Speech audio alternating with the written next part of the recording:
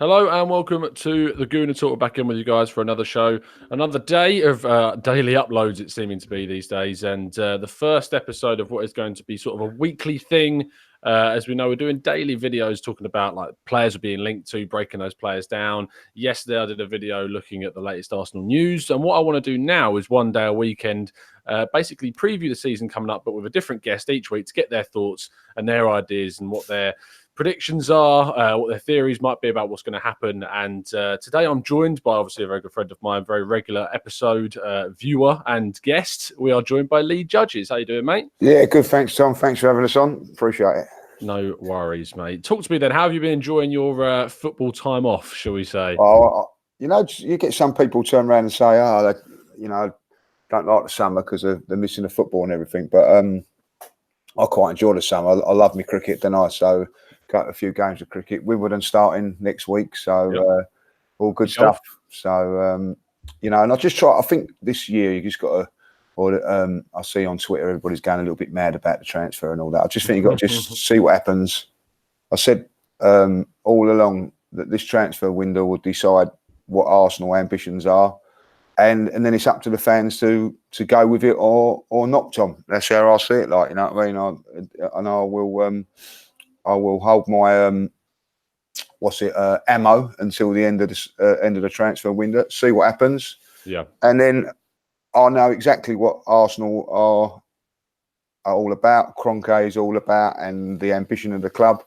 And then, if I choose to carry on going, that's down to me. If I don't, then so be it. That's how I feel at me. I feel very, very 50-50 how it's going to go, Tom. Very much so. Yeah, I don't think you're alone in that, mate. I really don't. You've arguably got the hardest job being the first guest on this because we don't know about any transfers. Nothing yet has happened. We've only seen really one player leaving, David Ospina, and obviously the players that have been leaving at the end of their contract. So it's going to be more about quite a lot of predictions, I suppose, in terms of what we're going to see. But I want to get your thoughts and ask you, if you are to see one thing change next season, what would be your priority to see changed into next season? Well, I don't think it's a secret that I'm with the defence. The whole defence has got to change, and the mentality of the club. I think after the cup final, I don't know how a lot of Arsenal fans feel, but that hit me really bad because not just losing the cup final, but it was in the manner of losing the cup final. And when people turn around to you and say, "Oh, I want to keep this player and keep that player," well, for that whole team to capitulate in a cup final and in a performance like that, if they can do that in a cup final, what are they going to do on a Tuesday night at Bournemouth or a Wednesday night, I don't know, up at Newcastle or somewhere like that, So I think the mentality has got to change from the whole team, and if that means changing every single one of them, Tom, I'm not against that. I'm really not against that. If Arsenal, for instance, spend £40 million on a budget this season, I'd rather them tell us that, and then let's go over the youth players and back the youth players, back them and see if they're any good. And Tom, if they're not good enough, then you have to look at the youth system at the club is not good enough as well. So, I think I think this next month is so massive for Arsenal Football Club and its fans. Is beyond belief. I really do, because we're all mad to a certain degree. As soon as the fixtures come out, me and my mates are all sorting out Newcastle away, without any signings, without any thought process of how we're going to do this season. It's just the norm to click in to do that. But if you look at those first 3 or 4 games, Tom, Liverpool away. You know what I mean? And then Tottenham at home, obviously Burnley in between the Newcastle and Liverpool game. If the club is not prepared to spend any money and it gets off to a bad start like it could well do, and I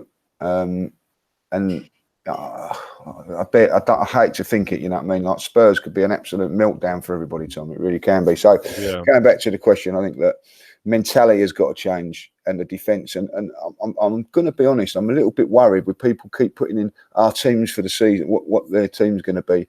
And everybody's putting in Bellerin and Holding. They're not about for the first 2-3 months. And you know what it's like with a ACL. There's no way that they could come back the same, and pinning your hopes on two players that are at this moment in time career-threatening injuries is a big worry as well for me. You know, I hope they do come back and prove everybody wrong, but I don't think you can rely on them at this moment in time. No, obviously I did that video looking at the lineup, and I put those two in, basically looking at who I would realistically see as our best lineup. But as you say, we can't rely on those two, and it looks like it probably still will be Ainsley Maitland-Niles that comes in to replace Bellerin. Whether that's the right decision or not, should we put more faith in some of the youngsters that are actually more natural in that position? But obviously, AMN has done very well last season. And then in terms of who replaces Holding, well, we're not really seeing too many links with the likes of Mustafi leaving. So if you were to ask me, do I think he was going to be here next season? I probably will think he would be. Does that concern you that there's been like hardly any sort of real news about departures from the team? Yeah, I think it has. But, you know, as I say, I'm staying a little bit chilled out about it at the moment because if you have a look at it, not really that many teams in the Premier League have done that much business at the moment. Liverpool have not done it. I know that these teams don't have to do as much as us. You know, Manchester City, Tottenham haven't bought no one yet. Like, you know, so there's going to, I think, once one goes, then I think it's a knock-on effect in it. Like, you know what I mean? So I think that may be the case. But you know, Tom, the one thing that worries me is, you know, people keep going on about because, you know, the Adidas deal comes out next week that they're all going to be paraded and all things like that. But my big worry is that there's so much negativity around Arsenal from the press, the media, everybody, you know what I mean? And I just feel that the club could have just said, you know what, let's give the fans something here and show them what we mean. Let's show that we mean business. I think if you have a look at Real Madrid, I know they're a different kettle of fish, but we was going to the Emirates to compete with the likes of Real Madrid. Let's not forget that. They've come out at a real poor season by their standards, and they've set out and hit a statement with 3 or 4 signings. You know what I mean? And what that does is not necessarily guarantee that they're going to win the league or challenge for the Champions League this season. But what it sends out a message is that we're giving it our best shot. We're going to go for it, like, you know what I mean? Now those Real Madrid fans spend half the money that we spend on season tickets and things like that, and they're getting all these £100 million players. You know what I mean? Like, with nowhere near the same sort of deals on TV rights as what we're getting. And then, you know, you look at it from the other side of the fence, where you look at West Ham, and they're spending money with no Champions League football, no European football. And they've got a bigger budget than us. Now, how can that be? How can these teams have bigger budgets and spend more money than us? And you can go like last season, all the excuses about, you know, wages and all that. Well, half of them have gone now. You know, if you look at it there, you know, the club's prepared. It's, you know, what really sickens me about Arsenal at the moment is that they say we're prepared to, we're on a budget. We don't know if that's the case, but say if it is, we're skin flinting as we always are. Why the hell are we letting players go for nothing? You know what I mean? Like Welbeck's, like Ramsey's, you know what I mean? And, you know, and players like this, you know, not just these guys, you know what I mean? Before that, it was Wilshere, you know, Cazorla, I know, was injured, but all these guys all going for nothing. And who's going to, you know, how much is it going to be, Tom, to replace Aaron Ramsey, realistically? You know what I mean? We're looking at like 60 million pounds. Yeah. So what, you know, so where is the business sense at this football club as well? You know what I mean? What is, and everybody, you know, fascinates me is that they'll have a go at Arsene Wenger. It's still Arsene Wenger's fault. It's just all Arsene Wenger's doing and all that. Well, not necessarily. You know, you're a year on now, like, you know what I mean? And if you're still blaming somebody else for it there, you know, I think you've got to have a real look at yourself, you know, and make decisions. You know, you look at the right back situation with Bellerin. We've now known for, when did he get injured? I think it was January, February time, right? I think, or December. Yeah, it was a long time ago. So they've known for a year, say a year, that he's not going to be ready for this season, and there's still no right back in place or thought of him. And we're using a young kid of 21 years of age, 20 where our Maitland-Niles is, who's a midfield player, but realistically now, Tom, should be challenging for the Aaron Ramsey role. and playing in midfield. I think I've been watching. Maitland-Niles has been on the scene 3 years, 2.5 years. I've watched him probably 50, 60 times now play for Arsenal. I looked up the other day what his position was. It says actually midfielder in his Arsenal bio. I think I've seen him play once there, Tom. Of all the times, I can't remember when that was at Man United a couple of seasons ago when he was absolutely outstanding in that position. I know it was just in between the semi-final against Madrid. I don't think I've seen him play there. Is that fair on a young kid coming through? Is that fair? I don't think so. So, he's on his holiday now thinking, oh, no, I've got to go and play right back, where at times I'm going to get slaughtered by the fans because he does. I just don't think it's fair, Tom, for a club like Arsenal, to have no right back at the club. Where's the youth team? Where's the youth team players coming through from right back? It's very, very worrying at this moment in time. You've got me at it today because I'm now starting to worry about things. But but if you sit there and be really, I don't know, try and look at it logically, I don't think you can just sit there and just say, oh, well, it's going to be all right. You're looking at realistically, Arsenal got to make 6 signings in 2 weeks. Because and shift players as well. What everybody says, it's no good signing a player right just before kickoff. You've got to get these players integrated into the squad, integrated into the team, and the way of playing. And it is a big worry, and people are saying, "Oh, Freddie Limburg's going to change it all around." Is he? I don't think so. It's lots of things to worry about, I think. Yeah, there's plenty to worry about. There's a lot you said that I want to break down. First off is talking Tom, about... I can't hear you. You can't hear me? No. You can't hear me at all? Not at all. Oh, that's not good. I don't know why. It's coming up saying I am speaking, so everyone in the chat box should be able to hear me. I'm going to quickly just reload this for you, Lee, and see. Maybe it's your volume. But I'll keep talking to people. Let me know in the chat if you can. I can hear Clark. I can not great, but I can hear you. Right, you can hear me. Yeah. Okay. Cool. Don't know what happened there. But what I want to know really mainly is your reaction to how the signings that we are looking to make. So the moment we've got this deal that is supposedly be coming in for Kieran Tierney, what are your thoughts on bringing in the Celtic left back?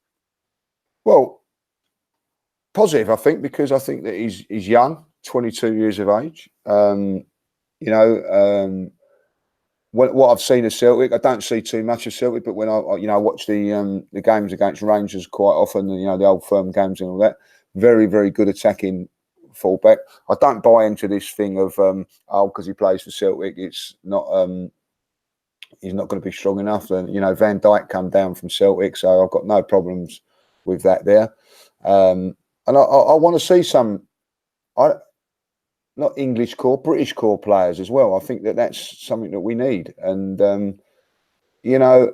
obviously, look, let's not kid ourselves. Something's been said that he probably does want to come to England and maybe to Arsenal. That's why it's going on there. So if they know the players can, let's not skinflint on it. Get the deal done.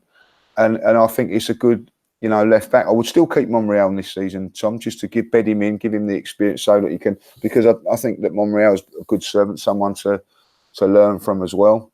And I think that it'd be a very, very good signing. And that's what I want to see. I don't want to see over 30-year-old players coming in at the last legs of their career just because they can do a job for Arsenal for a year. I don't want that.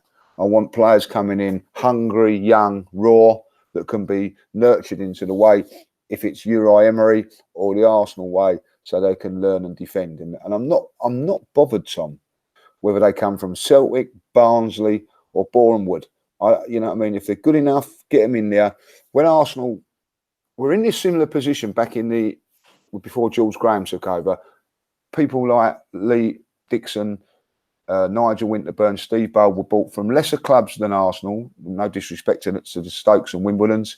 Integrated into the Arsenal team, and look what happened. So I'm not one of these fans that goes, oh, they're not good enough for Arsenal and whatever, the scouting system's good enough to think that they are, then I'm happy to do it. And I'd like to see him come in. 22 years of age, Scottish international as well. You know what I mean? Okay, this knock that, but I think it'd be a good signing. Yeah, but again, I'm not getting excited about it because you just don't know. We don't know, do you? And that is the main problem, is that we don't know what is going to be signed. It's supposedly that is starting to become very real now, and that we're going to up our bid to about 20 million, which is looking to be enough to sign Kieran Tierney. But there's other positions that are certainly more in need of backup, and that is probably centre back. Now, the centre back options that we've been looking at have been the likes of William Saliba. We've been linked to Izzo from Torino. We've been linked to Samuel Umtiti, Presnel Kimpembe from PSG. But the one that seems most likely was the first one I mentioned, being Saliba. Now, at the start of the transfer window, if I'd have turned around to you and said that the guy that's going to come in and be the signing to boost our defence is an 18-year-old from Spain, from France, that not many people have really heard of, would you have been too amused at that? Well, no, obviously, again, I'm going to the fact is that we've got, I'm going to be honest, you know what I mean? Like when and I've probably made a little bit of a mistake, when I done an interview once saying, I didn't want Johnny Evans, you know what I mean? And like Mustafi was like £30 million German international, which I knew nothing about, and I thought, I'll prefer to go for Mustafi, and we know that was the wrong decision. So from my point of view, I'll be honest, I think that, it doesn't matter by the name. I'm going to be really honest. I never heard of Patrick Vieira, Tom, till he come to the club,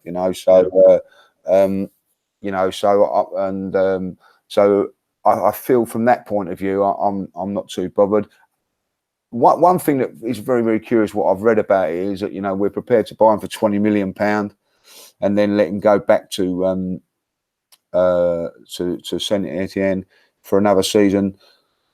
Well, if you've only got a small budget, why would you blow 20 million and then loan him back there? So that sort of maybe masks over that maybe we're not really under a budget and whatever. And listen, I think it'd be good business. One thing that does worry me about that, because I thought, I'll tell you what, he's this 18-year-old wonder kid, £20 million. I'll go and have a look what he's like in the under-21 competition.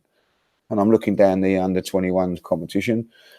France, Guendouzi's there, who's a good player that's not had a game yet. He's not in that squad, Tom. I know he's only 18, but if he's that great at £20 million, wouldn't he be in and around the under-21 squad? Well, if not, then France have got some real quality players. And if Arsenal are looking to these young players, that's where they should be looking, in these under-21 competitions now, and trying to get some gems from there. So, listen, if we can get him in and he is going to be the next Vincent Kompany in 3 or 4 years' time, then great. But, I look at it, Tom, I'm not going to say his name, Dino Mav, looked a real prospect a year and a half ago, and we've not seen him, so, can you gamble on these teenagers? And that's the problem, for me. But, it does look, I can't really say too much about him because I've never seen him play, but what I've seen, what I've heard of him, what people are saying, he's a real prospect. Sticking with teenagers, then, there's one that's divided a few people's opinions. I've personally felt, and when you were talking about earlier on in the show about people starting lineups and looking at Bellerin and Holding, this is someone else that had been linked to, well, not linked, but wanted to be put into the first team 11 by a lot of people, and it's the Reiss Nelson. Now, Reiss Nelson obviously went off on loan last season to Hoffenheim, had a really good start, but trailed off towards the end of the season. But he still did show what he's definitely capable of, that I think he's worth keeping in the squad. But would you be looking to start him in more games this season, or would you actually be starting to see him in the Premier League this season? Well, I like to see him playing in Europa League games, and everybody's pinning their hopes on him. I'm going to be really honest with it. I've had discussions with my mates about this. If Arsenal were linked with a £15 million move for Gnabry Gray of Leicester, right? Yeah, we'll all be happy. We'll be also, that's a great signing. Let's have him in there. He's keeping him out of the England under-21 team at the moment. Reiss Nelson doesn't get games for England because of that. Now, if he's so great and he's going to be the Arsenal's pinning his homes on the winger, why isn't he playing in the under-21s? Maybe because the manager's useless. We don't know. What I've seen of him, he doesn't look that great. But that's a worry for me. You know what I mean? We're pinning our hopes on someone that obviously is not, quite there yet. And that's my worry. I'm not saying that he's not going to be. You know what I mean? If you look at people like Foden at Manchester City, they're not pinning their hopes on him. I watched him in a couple of games, and I quite like, it's young Jack Wilshere, isn't it? Yeah. But Man City are not pinning their hopes on him. They're bringing him through, and eventually, I think that he'll probably take over from David Silva, like, you know what I mean? But here we are, Arsenal now, I think, pining our hopes on him, like, And the one worry for me is that it goes like a Iwobi, where you build someone up too much and expect too much, and he doesn't quite deliver to what you expect. Now, if you look at Iwobi is a good squad player, but I think everybody thought that Iwobi was going to be the next big thing, and it didn't quite work out for him, and that's probably put untold pressure on him. Do we really want to be putting Reiss Nelson under that sort of pressure? He's done, as you say, he's done well at Journey. I don't think he really pulled up trees to the way that everybody expected Tom, if I'll be honest. But definitely, like, this is where I think the Europa League can really benefit this year. If Emery says, right, I'm going to concentrate on the league, I'm trying to get in the top four with my main squad, but the youngsters, particularly through the group stages, let's give them some first team experience. You still there? Yeah, I'm still there, mate. I'm just typing out your messages for Twitter so that people can see them. I've just lost my screen. Hold on 1 second. You've lost your screen. Yeah. This is all going technically wrong for you, mate. Technically wrong here, like 1 second, We can all see you fine. Whilst you're going and sorting that out, people in the chat box have been talking a lot about what's been going on. They want to know people's opinions. It ain't a problem, like, you know what I mean? So no, as long as you can hear me, mate, that's fine. I can hear you, so no problems, like, you know what I mean? So in the chat box, people have been talking about the different areas. They said they'd be taking Saliba. They reckon he might actually be injured as to why he's not playing in the under-21s at the moment. Which, all right, that's fair point. We say fair enough, but then we're linked with someone who's injured again. So there's possible injury issues that are worries that people could bring up. People are talking about the Gnabry issue, and that's sort of the last thing I want to talk about, because that's something about this week. Gnabry was obviously given the Bayern Munich Player of the Season award. Once said by Tony Pulis, not enough to play for West Brom, and Hector Bellerin obviously tweeted out that, which is quite comedic, and I did enjoy that tweet, to be fair. Do you think we made? It's easy to say yes, we made an error by selling Gnabry because now he's playing for Bayern Munich and looking like a brilliant world-class talent and everything. But at the time, he hadn't played for Arsenal because he was injured. We sent him on loan to West Brom where he didn't get games because, as I said before, he wasn't looked on as being good enough. So when he was sold, not too much was said about the fact that we did sell him at the time because he hadn't played for so long. He hadn't really performed for us when we did play him. And then when he went on loan, he didn't really do much. But looking back in hindsight, is it obvious now to think we made a big mistake by selling him? Yeah, listen, I don't say that there's factors in this, like, you know what I mean, and you can blame whoever you want to blame for it, like, but the main factor was I watched him. Do you remember when we played at Swansea, scored in the game up there? I thought he was, like, brilliant. I thought, like, this is going to be the next big thing at the club. But don't forget, you know what I mean, you had people like Walcott in the side, Chamberlain in front of him at the time, and he was going to find it very, very difficult to get in. But then come the injury. And then from whatever way you look at it, that's where it all went wrong. Arsene Wenger and the people involved and the loan move to put a kid out that's just coming back from injury under Tony Pulis was a mistake. You got to bring these kids through and, play them with a footballing mentality. I'm not having a go at Tony Pulis. He has to do a job for what he has to do, and you know what I mean. Yeah. His way of playing is completely different to the way Arsenal play, and because it's different objectives, and to put him into that environment was a mistake. They was never going to play him, and it just didn't work from there. And then he wants to have game time. The fact of the matter is, I think probably he felt Arsenal mistreated him a little bit, so he wasn't going to sign the contract. Now, at the end of it, Arsenal did offer him a new contract, Tom, and it was his right to say that he didn't want to sign it, so they had to let him go. It was as simple as that. And sometimes you have to you have to let things go for whatever reason. And unfortunately, it's one of those. And do you know what? I don't begrudge him playing really well for Bayern Munich whatsoever. I don't blame Arsene Wenger. I don't blame Arsenal for letting him go. It's just things like that happen all the time. Do you think Juventus we're sitting there watching Thierry Henry develop into the best player and kicking themselves because they let Thierry Henry go and say that it's a mistake? No, they move on. You move on from players. And unfortunately, that's what happens. And, you know, I wish him really well. I hope he does really, really well and I think he's a fantastic player. It just didn't work out. Sometimes it doesn't, you know. Look at you know, you can look at someone like David Bentley, was a very, very good player coming through at Arsenal, but he couldn't get into the side because he had Freddie Ljungberg, Robert Perez, and Dennis Bergkamp in front of him. You know, does that mean that he's a bad player? No, it's just unfortunately timing.